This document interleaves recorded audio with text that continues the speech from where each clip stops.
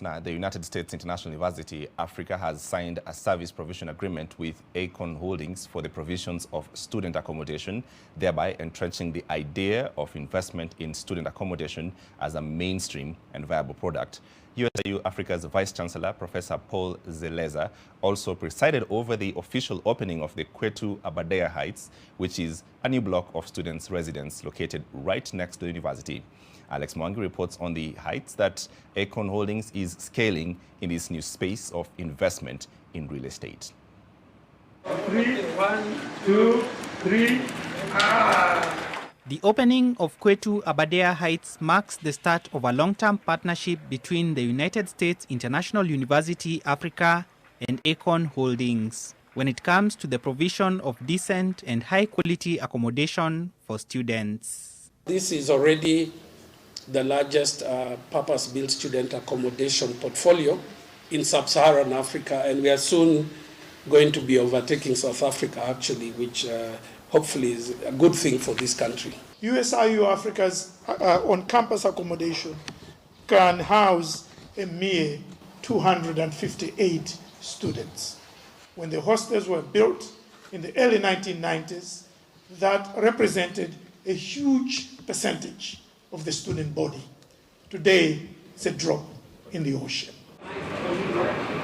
Acorn Holdings has invested over R1 billion in accommodation in USIU-Africa's vicinity, in the belief that the current growth potential for student accommodation is exponential. When you look over the next 10 years, what most people don't see is that we have 12 million school-going students who are going to be going into tertiary education in the next 10 years, 12 million.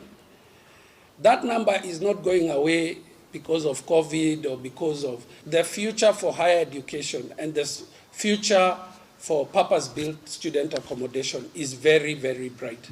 I do not even think we can meet the demands that will be there. At the moment, Africans, we are 1.34 billion people. 60% of the Africans are below the age of 25.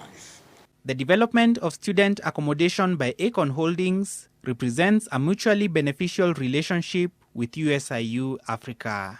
The buildings like this you've seen today, they are extremely capital intensive. This particular place you are today, this is over R1 billion to build and equip.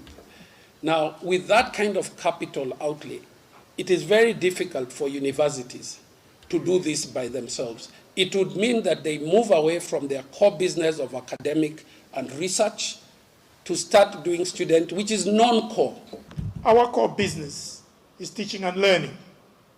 And the core business of Acorn is providing student accommodation. This is a marriage made in heaven. Among other things, Acorn Holdings has committed to provide internships to 8 students from USIU-Africa every year.